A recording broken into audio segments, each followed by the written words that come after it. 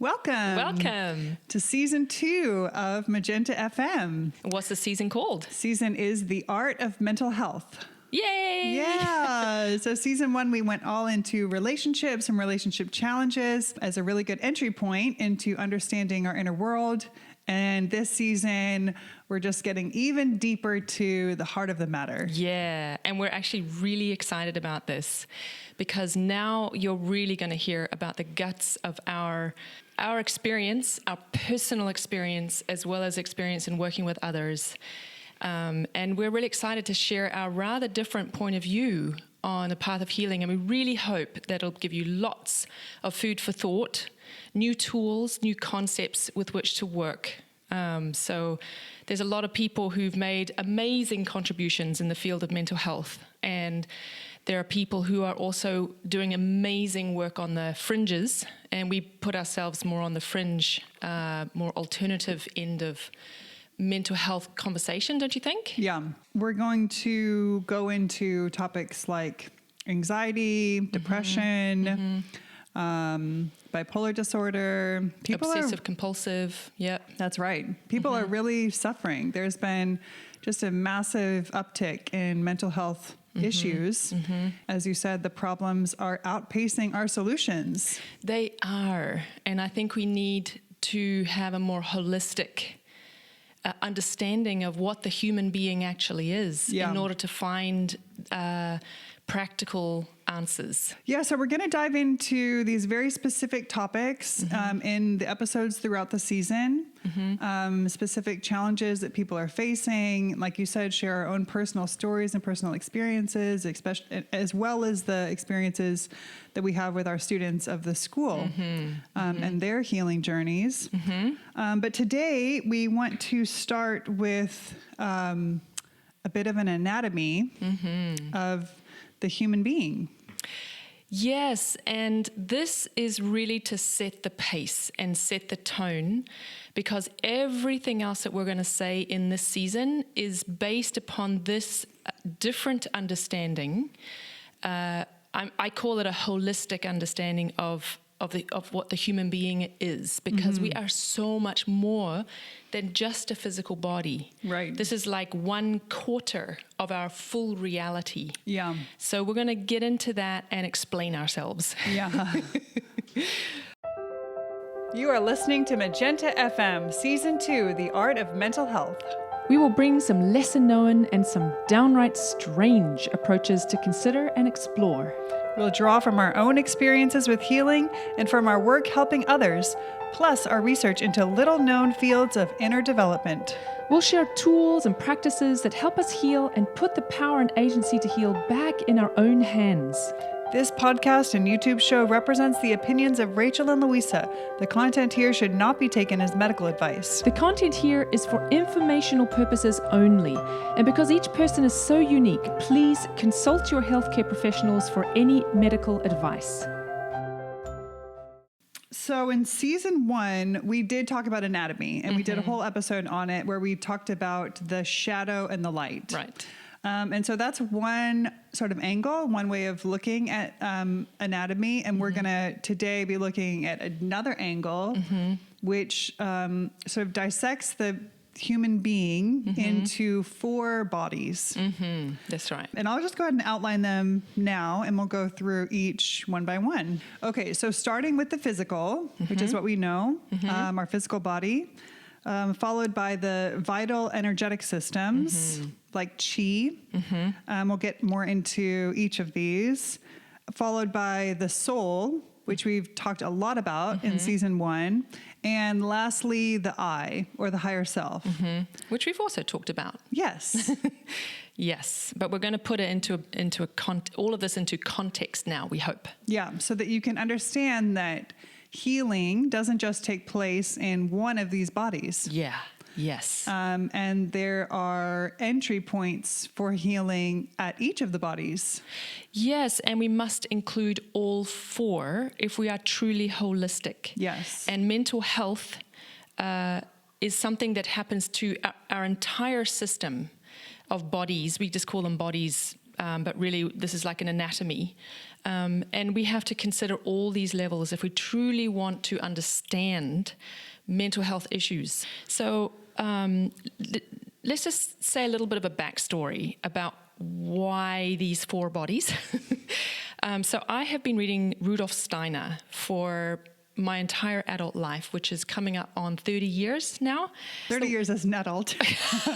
Well, no, I mean 30 years of being an adult. That's right, yeah. You could pass for 30 years old, but... I don't think so, but thank you. That's very sweet.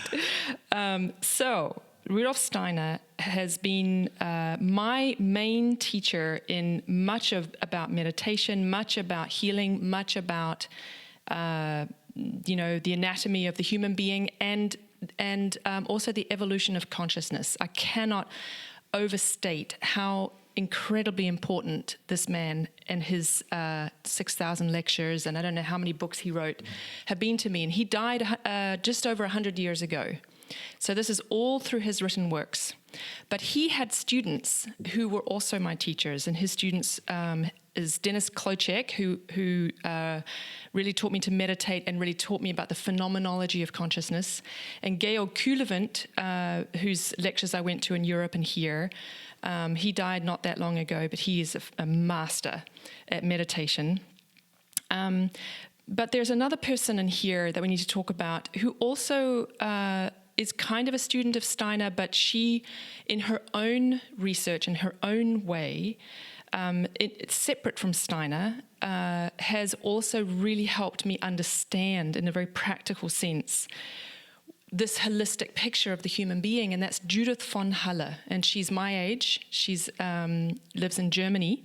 So between the two of them, as well as Dennis Klocek especially, and Georg Kuhlewint, these four people have really helped give me a lot of clues and a lot of paths to follow, and how to bring why this is so why this has utility for healing. Mm-hmm. Because when you're in it, nice theories and abstract concepts don't do you any good. Yeah. It has to be practical. Yeah, and that's really what we try to do in the school. Yes. Is take these teachings that come out of a long lineage. Yes. And some of them are pretty dated and take, a bit of work to decipher their text. Yes. And really bring them into our modern time and our modern challenges in really practical tools. Yes. And approachable explanations, we hope. Yeah, and it's fun because Rachel and I are constantly recommending books that we should read. So we pretty much now are on to reading the same books. Yeah. So it's cool because then we can bring what we're learning in a very immediate way into this podcast and also into our courses and our work. So it's very fun. Yeah. Yeah. Okay, so let's start with the physical. Mm-hmm. The physical body is what we can see. Our brain, our body, our limbs, our organs. Mm-hmm. Much of our modern advances, in medical fields are based on the physical body. And the trouble comes in is that we only consider the physical body. We look to the physical body for both the cause and the effect of illness. And that is, that's not a bad thing to do because look how much we have discovered with that single-minded hunt. The problem is we have no idea of these other realities because we are in a very materialistic time in the evolution of humanity. This is a very short and very unusual time where the spiritual nature of the human being is completely forgotten. Yeah, and that's what we mean when we say the word materialist. Yeah. Because it has a couple uses, and there is one use of the term that's like materialistic, as in you're very obsessed with your money and accumulation. Yes, yeah, exactly. Right. Got you. I forgot about that. So it's good to just make that distinction for people now, that when we say materialist, it means the worldview or the idea that only what is material is real, only matter, only the matter, brain, only the what you can see with your five senses, right? Which is fair enough, because the you'll see us struggle to describe and explain these other aspects of our nature because they cannot be seen. They cannot be measured by any materialist standards. Right. So it's this tricky terrain, but it's necessary. Yeah. So the physical body is something that we do not consider enough when it comes to mental health. We all know that you've got to eat healthy and exercise in order to be healthy and feel good, but I'm afraid that it's much more important than just that. Because when we talk about eating healthy, in my experience, if you can go to a store like Walmart and buy conventional food, and you can just get the fruits and the vegetables and the dairy and the grains or whatever, and if you eat that food has been grown in such a synthetic way that there's actually not nearly enough nutrition. This is a very big problem. And so one experience that I've had is when I do eat conventional food, because I'm traveling or whatever, I can stuff myself full, but I still feel hungry because I'm not getting the nutrition I need. Mm-hmm. So when we talk about caring for the physical body, what this means is it's very important that we take care of the physical body if we wish to be well in our minds. Yeah, it's so There's interesting. no getting out of it. Because on the one hand, our conventional approach to mental health looks at the brain. So they're only looking at the body, only looking at the physical. But they excluding the rest of the body, the digestive tract, and not, I would say this is just a generalization, and I know that there are a lot of doctors that are, doing great work. And for instance, Gabor Mate, who we're going to, possibly cite throughout this episode of this season, because he's done really cutting edge work, and his most recent book, which I have here, The Myth of Normal Trauma, Illness, and Healing in a Toxic Culture, makes the very bold claim that, all chronic disease is rooted in emotions or psychic wounds. And he has a lot of, evidence in studies that he says, Western medicine is just choosing to ignore. It's not even that the science isn't there. Right. It's there, and it's just being ignored in the medical school training or in, most settings for disease treatment or mental health treatment. Yes. And one of these is diet and looking at other, aspects of the body. Yeah.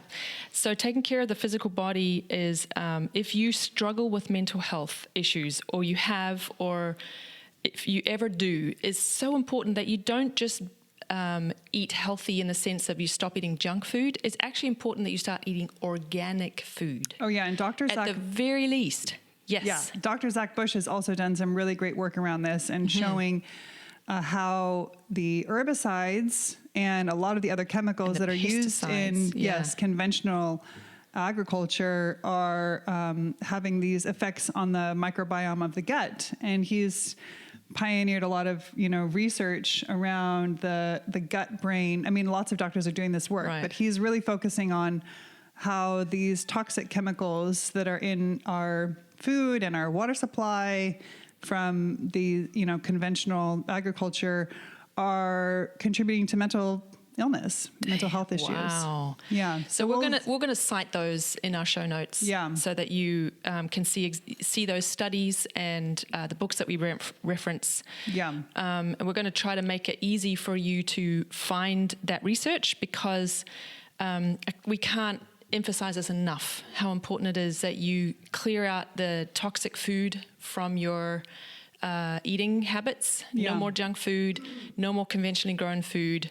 The best, and this is another interesting thing, because we can talk about nutrition, and we just talked about nutrition, but when it comes to nourishment, that's a whole other thing when it comes to the physical body. Like, have you noticed the difference between eating restaurant food, even if it's organic? So out here in Northern California, we actually have a lot of restaurants that actually serve organic food. They're not cheap, but you can find them.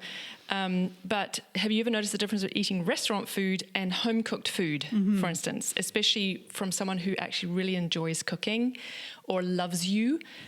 There's a huge difference in the quality of the nourishment you receive. And if you eat your own homegrown food, we have a massive garden out here.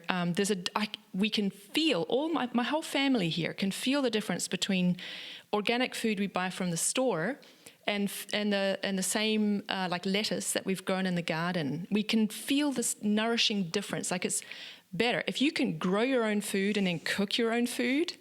That would make a tremendous impact on your sense of well-being. Yeah. And a friend of mine who's an acupuncturist told me that in Chinese medicine, there's a thought to eat food that's grown in as close proximity to you as possible. Yeah. So you're eating with the seasons, and you're eating food that is really grown close to you, and it will like retain its qi more.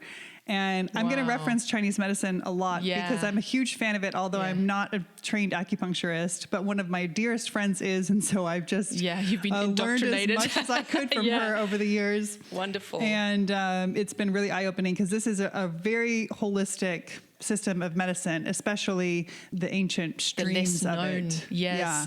So a couple of other points on the physical really quickly is the exercise, sleep. There's alternative modalities for intervening at the physical level, whether, that's ice therapy or body work or yoga. There's a lot of ways that we can intervene with our, challenges that we're having mentally or physically at the level of the physical. That's true. And then we also can't ignore the effect that pharmaceutical drugs have on the physical body. Yes, this is huge. So both, the intended effects and then also the side effects. Yes, which often, I don't know how often, but I certainly know, for instance, with generalized anxiety disorder, the prescribed drugs can be worse than the actual illness for many people. The side effects can just be devastating. Yeah. So that's the problem. Yeah, so it's not something that you can ignore. And we were just reading that 70% of Americans are on at least one pharmaceutical drug. Or even two. 50% of Americans are on two. Oh, wow. So those drugs are, while they may be giving you some relief or help, and that's your path to figure out. Yes. But we just don't ignore the side effects and how those are affecting your physical body also. Because it can be a cascading effect. And this is, this is a part of the whole picture that we need to have always in view. What we really stand for is empowering each other and empowering our listeners to be their own best healer. Yes. And you are the one who listen to your doctors, listen to the people around you and the medical professionals and the alternative practitioners who will advise you as best they can, who have your best interests at heart. And they are not you. Yeah. You are you, and you can take your power back, but you've got to be informed. Right. And so really understanding that these pharmaceutical drugs are very difficult to expel from your system. They build up in your system of guts and so forth. And there are consequences. Right. And we both have seen, conditions firsthand where it's hard to imagine a reality where, there wasn't a drug, like with schizophrenia, for instance. Yes. But even in a very, severe mental illness like schizophrenia, there are people out there doing research on diet and, nutritional supplementation as treatment protocol or a ketogenic diet, and ketogenic, is that what it was? Yeah, that's what some Western researchers are doing. And then there's also a Chinese medicine protocol for schizophrenia that people have had success with. Wow. And I am obviously not in a position to say whether that works for everyone but even these diseases where we imagine that a drug is the only solution. Yeah. There are alternatives or complementary practices or approaches that may not be presented by your psychiatrist at the hospital. They're just not out there and known. Yeah. But now you know. Yeah. And there's a lot out there. There's a lot of research and people, doing work in these areas, but you have to seek them out. You do. And it's quite likely that conventional medical practitioners often don't know about these things through no fault of their own. So think of it as a hunt. Mm-hmm. It's a creative hunt. Rather than a problem-solving activity. It's like you go to your local acupuncturist and have a dialogue with them, and they may be like, well, go, check out Zach Bush. So you go and watch all of his videos, or you buy some of his courses, and then he mentions some other things. You're like, that's interesting. And so you sort of following this trail of possibility. Yeah. All right, so that's the physical body. We better move on. Okay. So the next is our vital energetic systems. So this is the energetic system in our body. Yes. Now, we cannot see this. I can't. I don't know about you.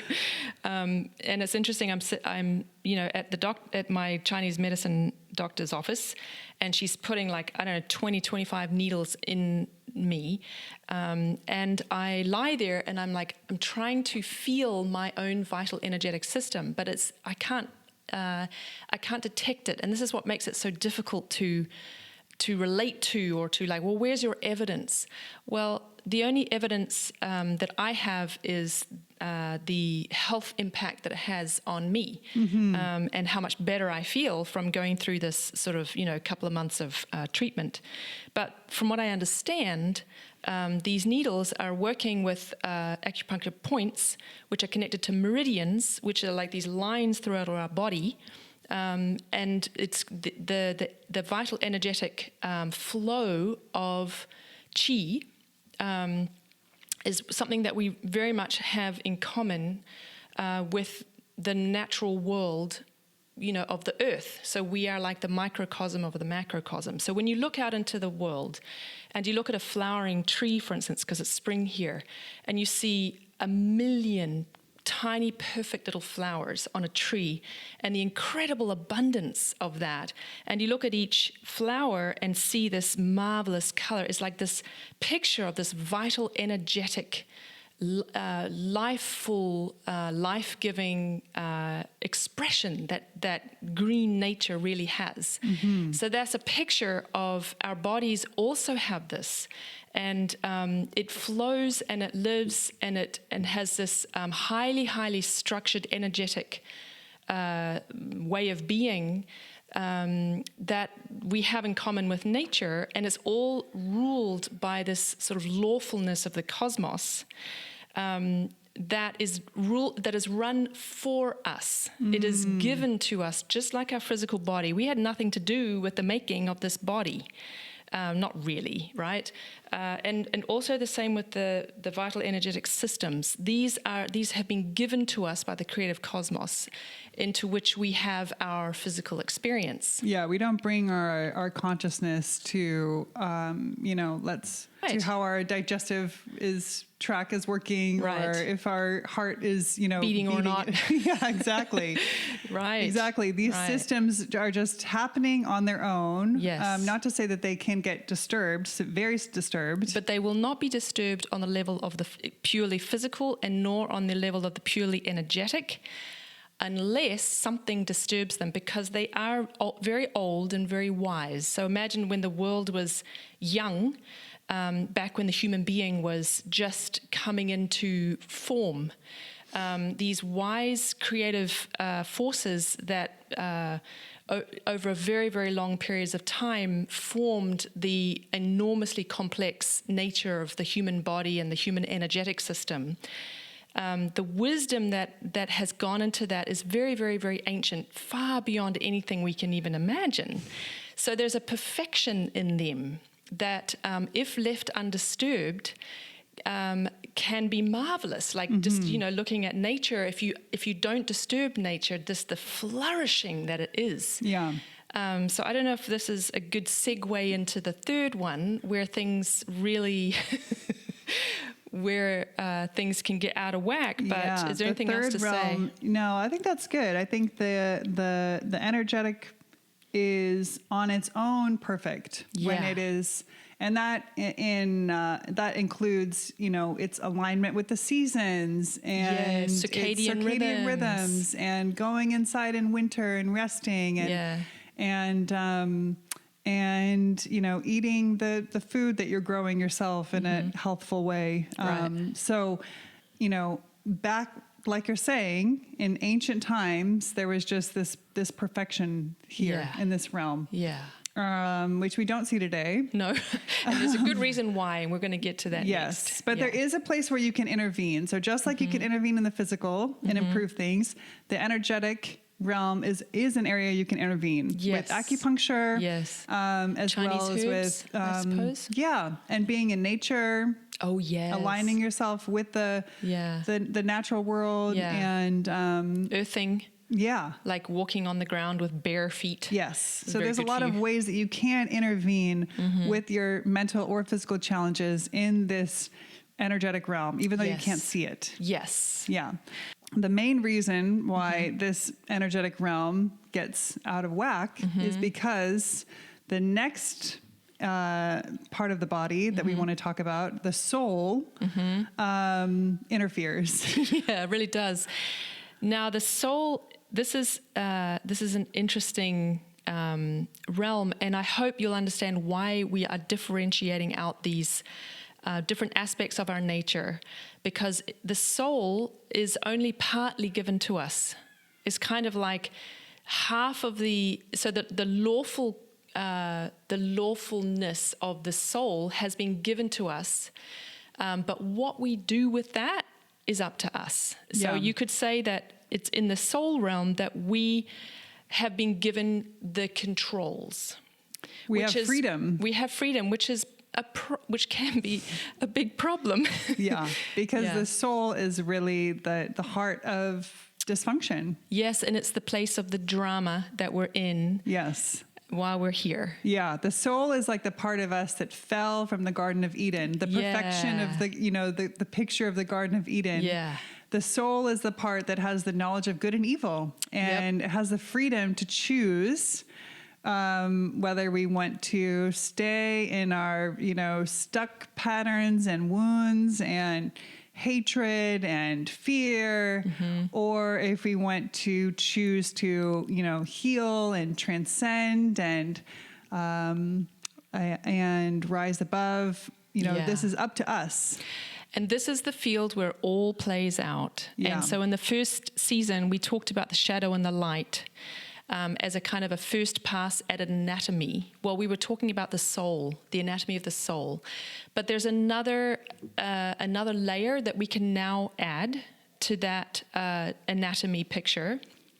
So here's a picture of anatomy within the anatomy of the holistic human being, the anatomy of the soul. And here's what it looks like. It is made up of our thinking life. Everything that we think is taking place in this sort of soul realm, okay? And then everything that we feel, the feeling life, takes place in the soul. And thirdly, everything that we will comes out of the soul too. So I want a cup of tea, so I'm going to, make that happen. This is the realm of the will, making stuff happen. The impulses, the desires, the compulsions, the habits, the addictions, all of that is in the terrain of the soul. So thinking, feeling, and willing is a way to summarize the entire experience of the soul. And the reason why we differentiate out these things is because, when you learn to play an instrument, you have to separate out the different technical elements first and practice them separately before you put them back together again and gain more mastery that way. And this goes on from when you're a beginner player all the way through to advanced. And in fact, when you're advanced, it becomes even more differentiated, because you have to, when you have a big technical difficulty with a long passage of very complex playing, you have to separate out each note and practice them in such a way where you boil it down to the single element, so that you can practice each element separately. So with the thinking, feeling, and willing, even though they're never really fully separated out, because there's always will happening when you think a thought. Mm-hmm. There's always will implicit somewhere in when you're feeling something, right? So you can't fully separate these things out, but if we study them separately, really helps us to better understand what's actually going on. So we will spend quite a lot of time this season showing you why this is the case and how it can be helpful. Yeah, this is really where we bring our tools. Yeah. And that's good news, because although this realm of the soul is not innately perfect on its own, like the physical body and the etheric are in the perfect conditions, you know. Yeah, the vital energetic. Sometimes we call it etheric because that's what Steiner calls it. Oh yeah, thank you. But we prefer vital energetic. Carry on. So the good news is that we do have interventions.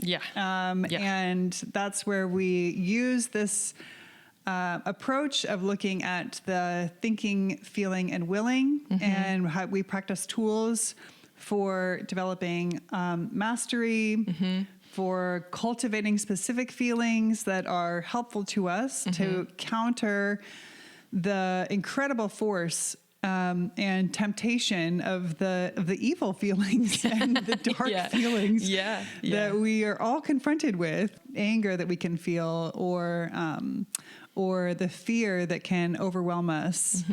And you know, this is really relevant when it comes to mental health issues, because there's so much fear in these, you know, issues like anxiety and you know, suppressed rage and the issues of depression.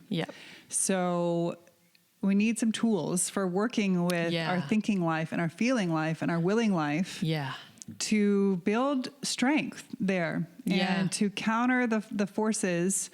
And you can not only see these happening on the individual level, but we see that this is what we're reckoning with in our time on a global level. We are reckoning with evil and with our own freedom to choose good or evil, to choose greed or generosity, you know, to choose our small separate ego or generous love. You know, this is all what we're working with in our time.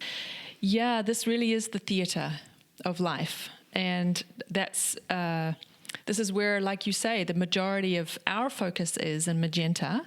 But we should not do that at the expense or at the exclusion of these other realities. So just to give you a bit more of a picture of why thinking, feeling, and willing. So this is a picture, or this is knowledge that comes out of what Steiner has also brought. But it took me many years to not find this a very abstract way of talking about the soul. Like, I never really could understand it. I don't know, it took me 20 years. I read it constantly in his work, but I didn't understand it. And it wasn't until I was really on my own healing path and also needing to develop tools, and because of my background in music, I knew that it was important to separate out these elements technically so that you could work on these things differently. And that's when it finally sort of clicked for me how practical this is. And here's why. So the easiest place to intervene in any mental health situation is with your thinking, namely what you believe. So many of our tools are about getting to what you believe, and there are indirect ways there, because it can be a very difficult thing to excavate, because we're not allowed to believe what we believe, or it's very suppressed. We're very unconscious about what we actually believe about ourselves and or the world. So thinking, however, but we can use our thinking to observe our thinking, and we can we can learn to use it as the first and easiest place to intervene in stuck cycles of beliefs and thought processes. Feeling life, however, is, as you were saying earlier, much more difficult because we're overwhelmed. We're overwhelmed by our feelings when, for instance, we're triggered. Mm-hmm. So just try to change what you feel when you get outside, get out of bed on the wrong side in the morning. You can't do it. Yeah. You can't do it. I can't do it. And if you can like this, then you're probably just suppressing. Exactly. And creating some problems on all of your bodies, you know, your etheric and your vital energy and your physical too are going to bear the brunt of that suppression. Yeah, that's right.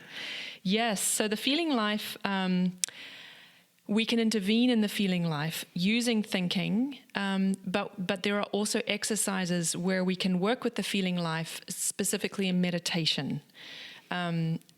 Which can help us to deepen and refine our feeling life instead of suppressing it. Mm-hmm. So there's no bypass. It's very important that we do not bypass what we truly feel.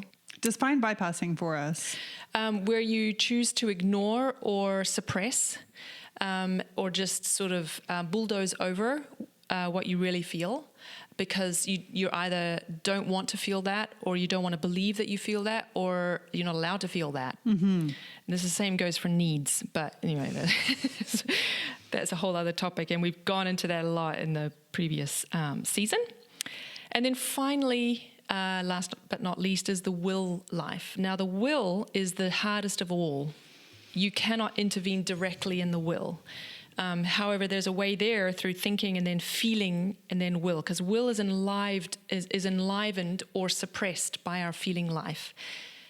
Will comes alive when we're enthusiastic. Mm-hmm. You know, when you're really enthusiastic for something, you have so much energy for it. But then when your enthusiasm wanes, so does your will, your ability to get it done or to be engaged.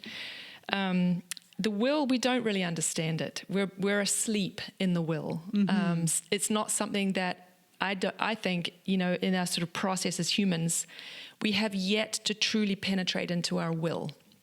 We don't really understand how we have a thought in our head and the next second we're writing it down. Yeah. If we choose to, right? Right. Or reaching out to have a sip of your tea. Yeah. The only explanation we have is, the neurons are firing and then the muscles and but that just says what, but it doesn't say how. Yeah. So, and why is your hand reaching for the tea, but this other activity that you want to have a will for that you're struggling with, doesn't just happen automatically. Exactly. Yeah. It's deeply mysterious. And it's very important that we do find ways into there, especially when it comes to compulsion. The compulsion that we experience in anxiety disorders, obviously in obsessive compulsive disorders, but also in depression, because it's a very compulsive state of feeling that we get into. So we need to understand the will. And we need to learn how to work with it indirectly. Mm-hmm. It can be painful to wake up in our will in the way that we need to. So, one more thing to say about that. Yeah. There is a will that is expressed in our physical and vital energetic bodies that's not our own, but it's like the will of the world, and you can see it in the growth forces. You can see the beating of the heart.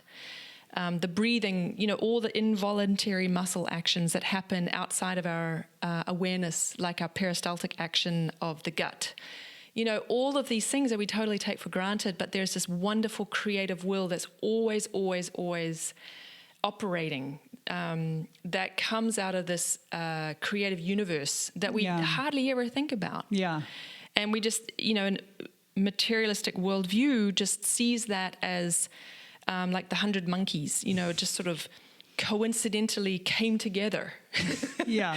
Which I think is like infantilizing the beauty and graciousness and the majesty of this, the wisdom of this physical, and energetic and soul body that we've received. Yeah. Yeah.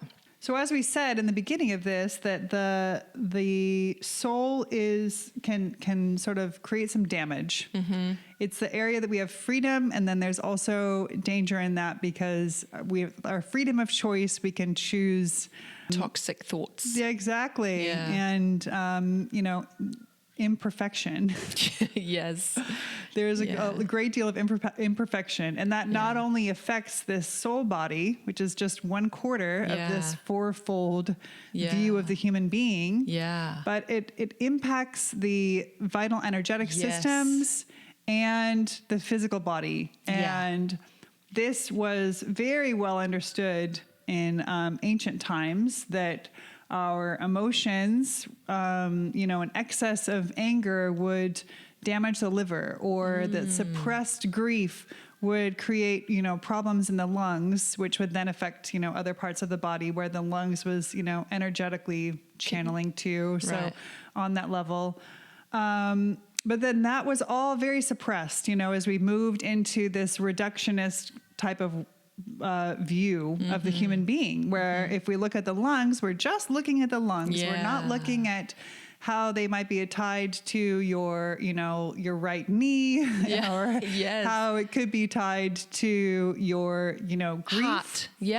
Or your heartache, your heartbreak. Yes. But more and more, this is coming back into our consciousness. So cool. And, people like Gabor Mate and others are really pioneering this work into, looking at phenomena like heartbreak, and how is, deep, unhealed heartbreak creating heart issues. Right.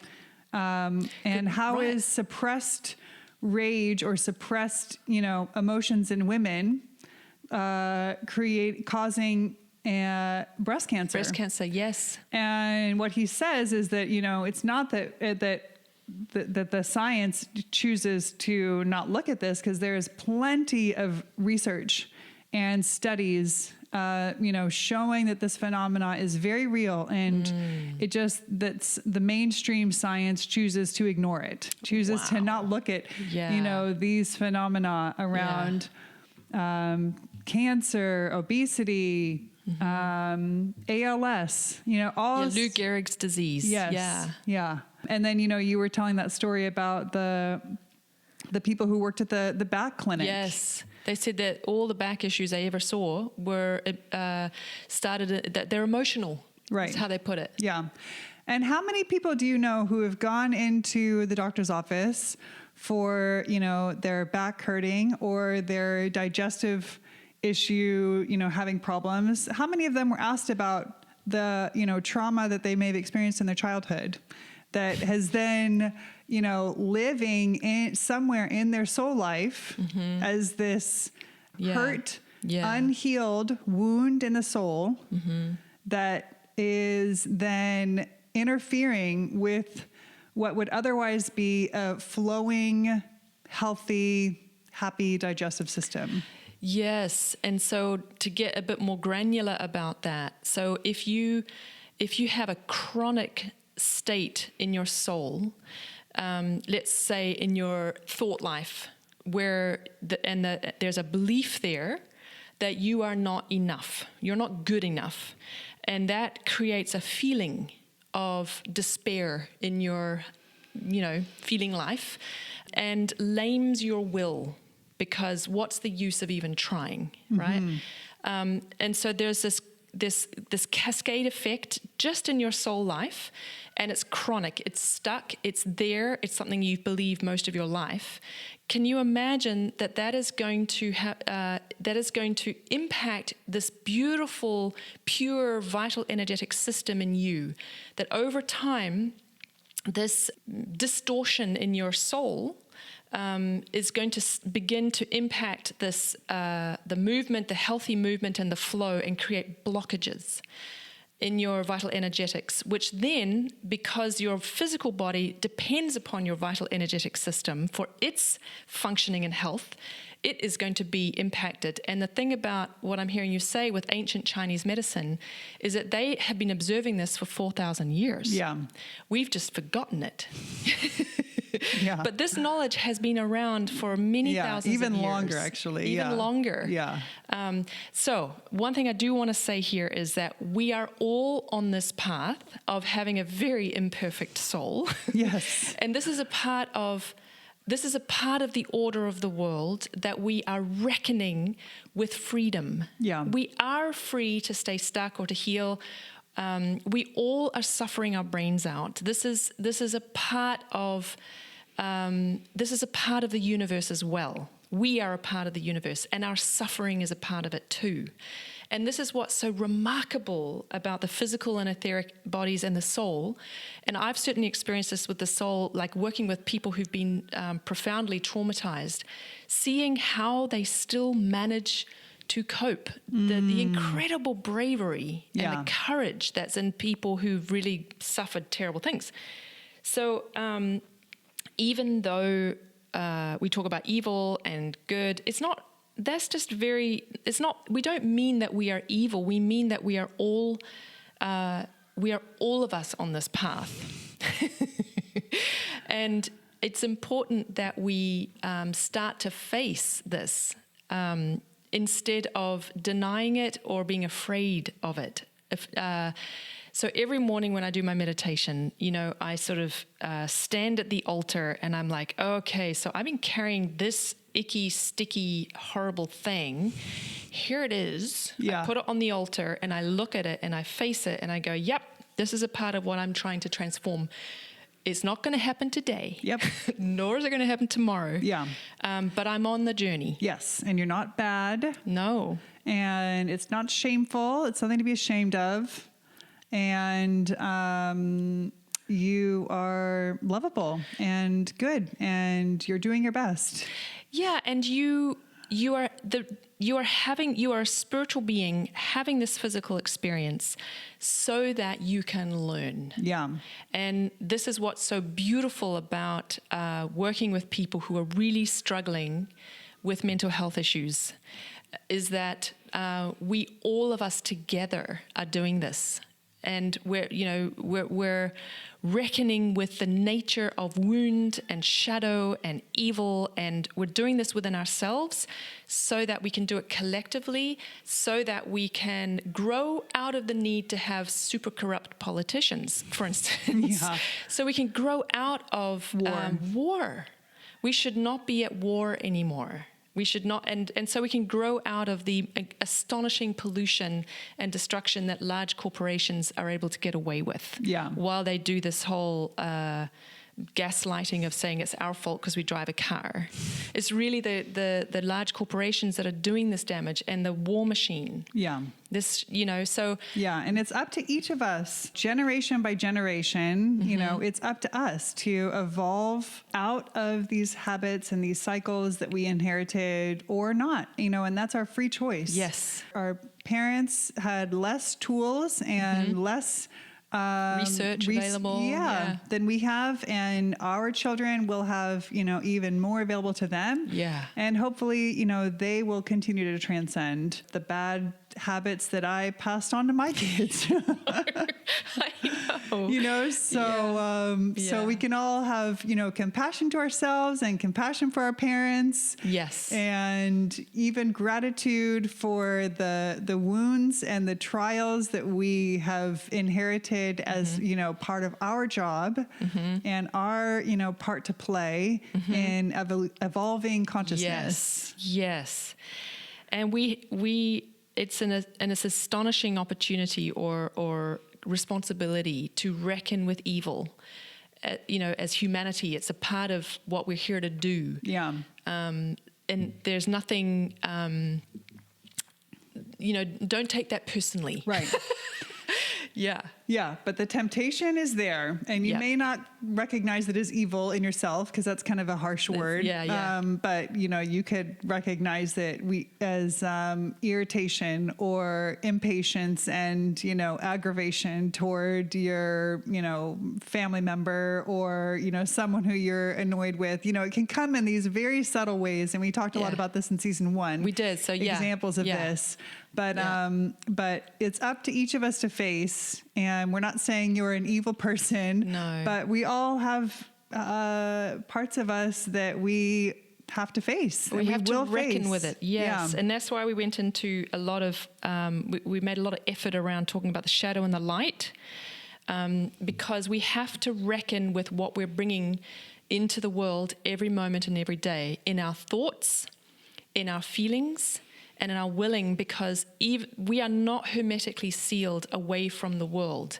These things have an impact. So I have a friend who loves to vent, meaning she loves to complain, and she gets very angry. She's a real old battle axe, and she gets very angry, and she's a wonderful human being, and I dearly love her. But when she gets onto her venting and complaining and so forth, it's interesting experience, because even though she's never angry with me, we're chatting, we're friends, but she's just enraged with someone else. But I take the hit, and I have to say, you gotta stop doing that because I'm feeling the hit. You're feeling the arrows. I'm of feeling her the anger. arrows, yes, even though she doesn't mean it. But I am being impacted. Yeah. And I think we don't realize just how much our thoughts actually do radiate out and impact the world around us, the vital energetic systems. Yeah. Oh, and you can each really other see and it the as a world. parent when you have yes. moments of, if I have a moment of emoting or, getting mad about something, and it has nothing to do with my kids, but my That's teenager true. especially will just right away He's got a radar. oh my God, he has a radar, yes. And he will just, demand that I stop immediately. It just cuts right through to him. He's so sensitive and so, connected to me that if I go into that kind of state, it is just deeply affecting him. And my kids too. Yeah. They hate it when either my husband or I, and they're adults now, but it's always been but also horses. If you go into their paddock with a lot of anger or a lot of agitation, and you're internally dysregulated, they will beat a hasty retreat. Yeah. And they're like, I don't know why you're bringing that in with you, but don't come near me because that's really ugly energy. Yeah. So we hope you have a good solid picture of.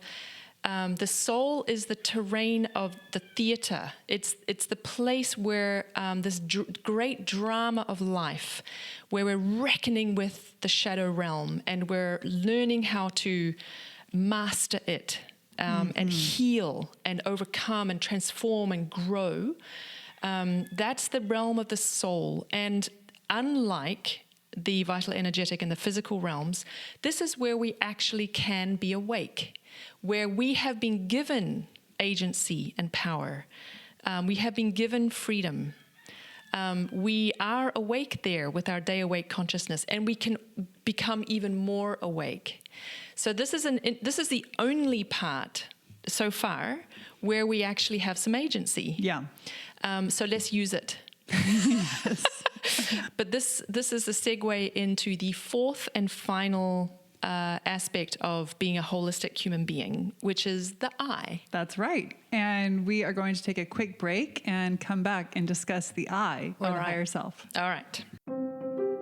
Hello, thank you for watching or listening to today's episode of Magenta FM.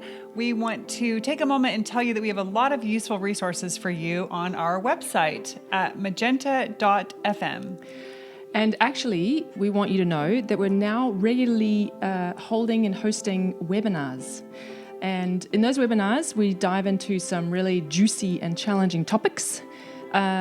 We don't just do a bunch of downloading. We actually do exercises. We bring tools. We journal right there and then, and we do plenary, and of course, lots of Q&A. So You can go to our website at magenta.fm. You can sign up for the next available webinar, and we're holding those on a regular basis, so we hope to see you there. And lastly, one of the best ways that you can support our show is by sharing it with friends or family please. who you think might find it helpful or interesting. So you can just pause the show right now, text your friend a link to magenta.fm/podcast, and there they can see all the episodes and listen to the most recent one or one that jumps out at them. And we really appreciate your support. Thank you so much. Welcome back. Yes. So now we're going to talk about the eye, and we did make many attempts to talk about it in the previous season, so we highly recommend you go back and listen to those. I'm afraid I can't remember which episodes. You'll just have to listen to all 10. So this is the hardest to talk about, and it's I'm constantly reading about it in Steiner and Judith von Haller, and I'm constantly researching into its reality. I'm constantly wrestling with the question about the eye in meditation. So it's not something that I think we can just sort of like give a quick explanation for and you have it.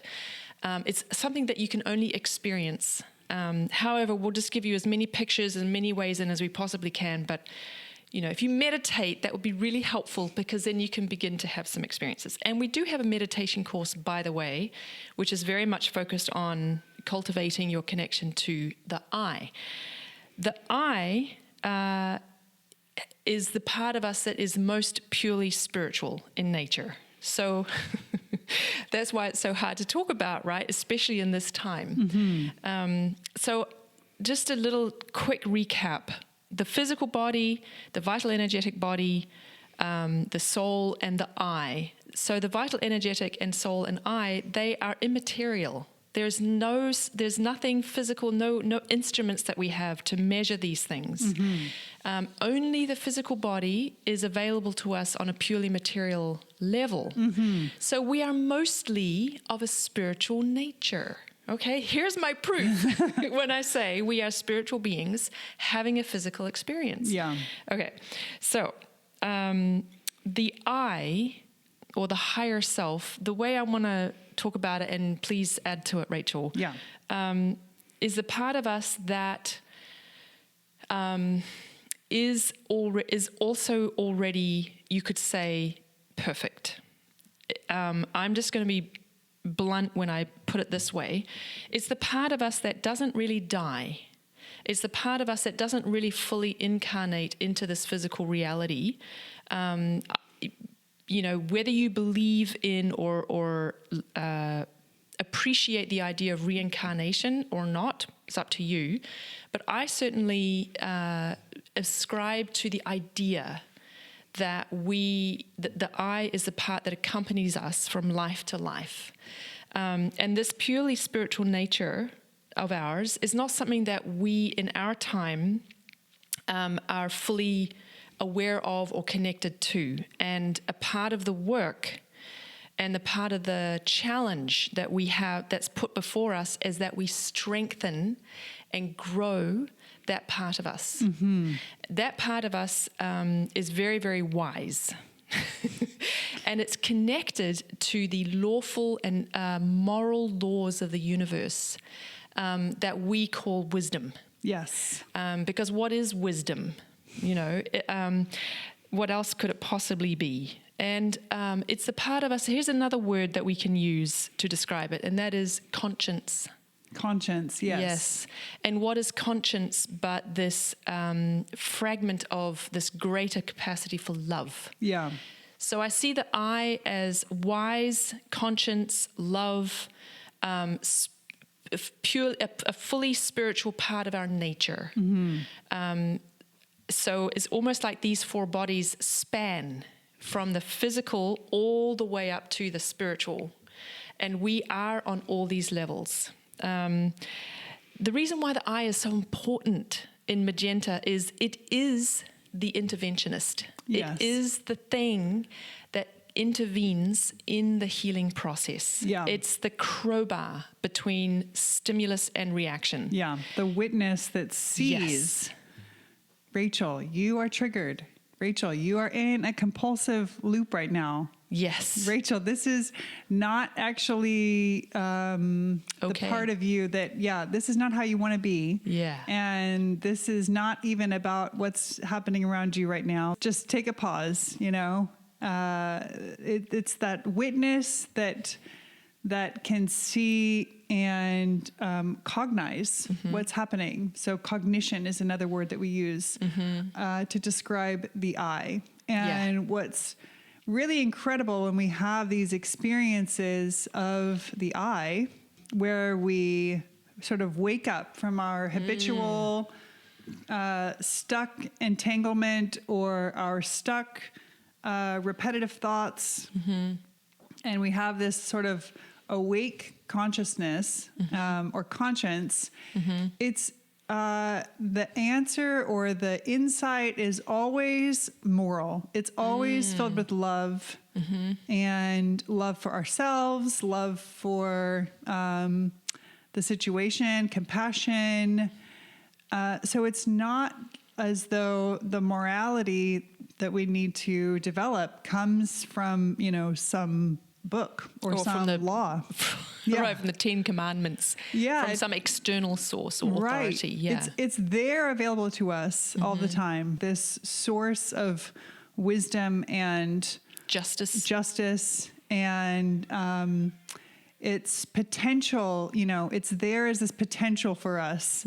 And whether we choose to access it and whether we choose to strengthen it. Right. And the more we strengthen yes. And the more we strengthen it, the more readily accessible it is to us. And that's up to us, like you said. Yes. And the good news is that it really is our higher nature is not broken. It's not wounded. Yeah. It's not fractured. It's not weak. It's only a question of our connection to it. Do we want to use this potential in us? And so much of the exercises on working on the wounding and the shadow and mental health that we teach and that we bring, plus the meditation practices that we bring, both of those are really about strengthening our connection to our higher self. And the reason why Rachel mentioned the word cognition is because cognition heals. This is what I've come to understand in my own process and in working with lots of people, is that, and this is well known in therapy, I think. Of course, the more you understand what ails you, the more free you are. And so, as I've said before, I'm sure if you are a part of any esoteric stream around the world, I don't care which one, there's always, a door. And above the door is inscribed, know yourself. Yeah.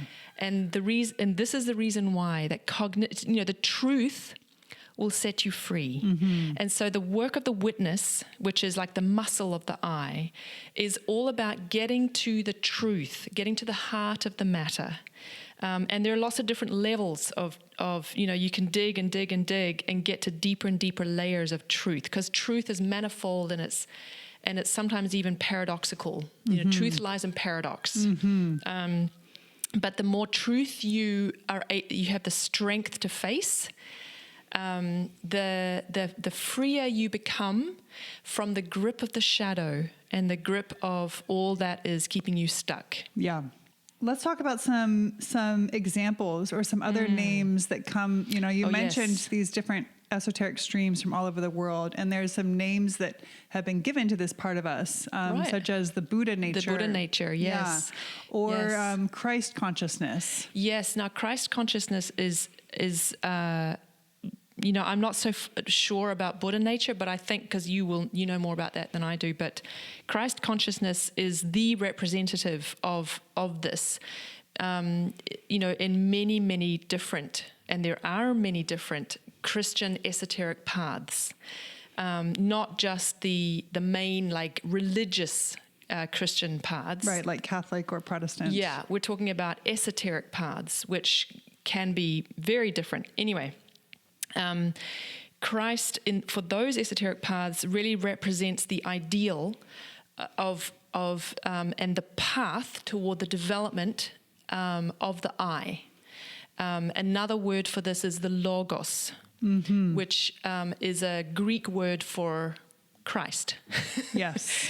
The word. The word, right. Yeah. Cognition. Yes. There's this connection there, in the Yes. beginning was the word or the logos. Yes, and in the Bible you find these stories about the healings of Christ, and I've always had the idea that the reason why he healed without any herbs and medicines and all the stuff that we go through now, it was just like, you are healed, and then they were healed, right? What was happening there? And the story I tell myself about that is his cognition was able to see into their past, their present, their future, their wound, their higher potential, and everything. Their demons. Yes, their demons, everything that was in them in potential in the past, right? So he cognized them to their deepest, most fullest being. And so in my very tiny way, in my coaching practice, I tried to do that too, that I was like, okay, I have to see this person. And this wonderful saying in Africa, I see you, as a way of, representing this gesture. And the empathic question of what ails thee, the invitation. This is all a picture of the I in me is seeing and recognizing the I in you, and the healing and the potential that creates. That's why our first season was all about relationships, because this is the new initiation space. What does that mean? That means this is where we are learning how to cultivate, strengthen, and strengthen our connection to our I, so that we can grow out of all that's keeping us stuck and small. Yeah. Okay, so I have one more thing to say about the I, and that is, I know I've said this sort of in other ways before, but just to be really specific. So in this season, we're going to alternate between talking about like anatomy type things, just to deepen our understanding of what the human being is, and this terrain of what healing looks like in the soul. So we have quite a number of episodes planned with these kinds of topics, but we're going to alternate them also with looking at very specific struggles and issues of mental health that we deal with, like you said in the beginning.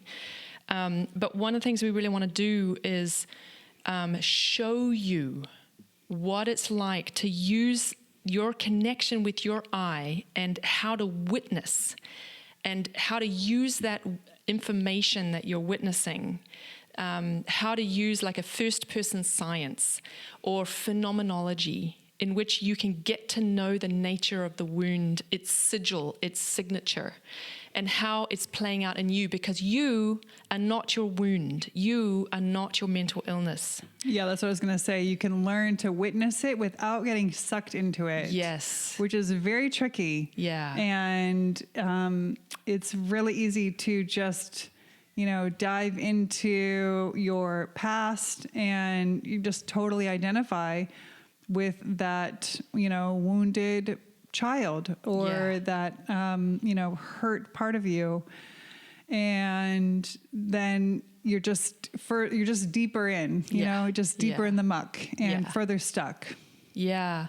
And the good news is you are a spiritual being that's beautiful and amazing, and this unique individual, and you can heal.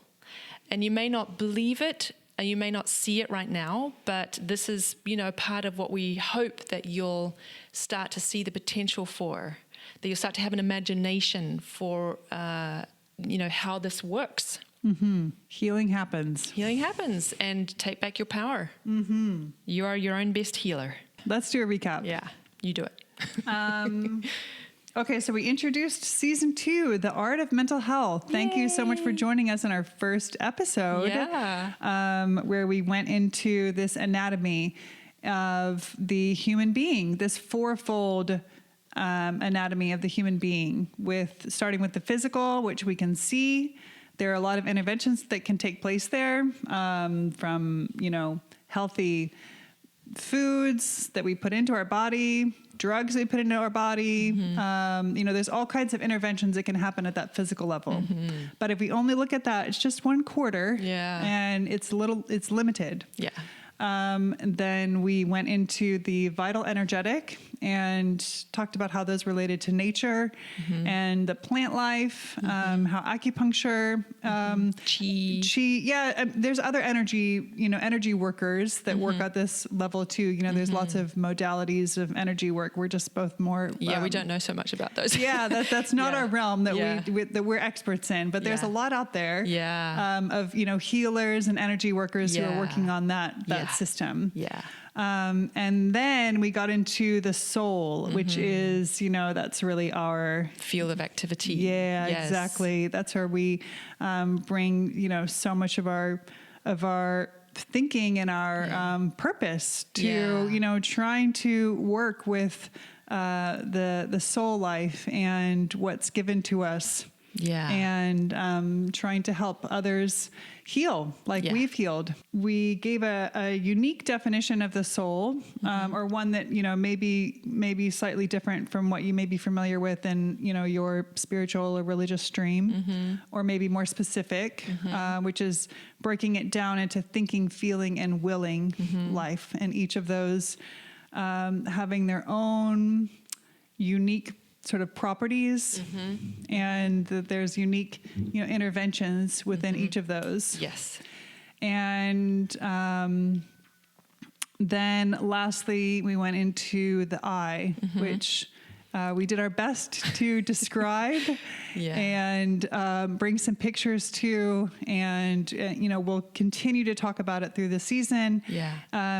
Sharing stories of those that we've worked with or been close with, as well as our own, personal stories of healing, and how the I and the other aspects of the body came into that healing journey. Yeah. And then I just want to go ahead and repeat that our purpose for this season and our mission is to really empower you, the listener, to become your own healer.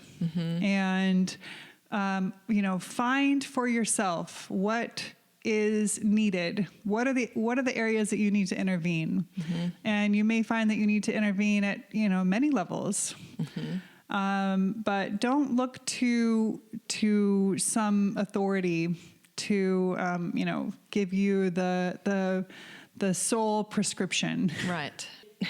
It's really easy to give your power away to authorities. We're so used to doing that. We're trained to do that from the first days of school. There are certain answers that you're allowed to believe in, and lots of them that are wrong. So we're not taught to be empowered human beings. Or critical thinkers. Or critical thinkers. Really, we're not. Yeah. So it goes against the grain to not give away our power.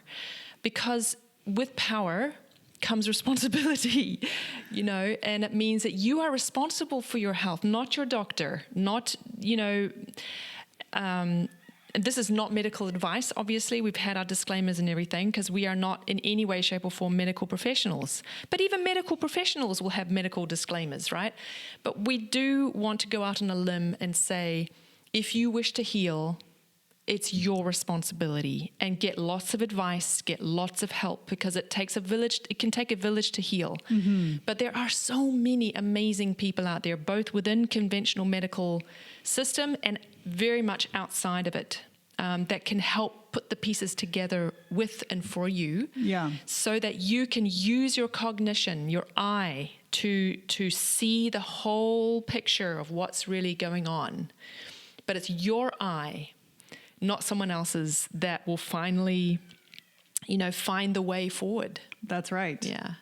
Okay, well, thank you for listening. Thank you. And please go to our website and sign up for our newsletter, where we are just regularly sending out free content, and we'll be sending out a lot of content around the topics of mental health. And we would just love to be in touch with you there and share some of these resources for you. So that's magenta.fm is the name of the website. And be sure to share this podcast with any friends or family who you think might enjoy it. That really that'd be supports awesome. us. That supports us greatly. Okay. Thank you so much. See you next time.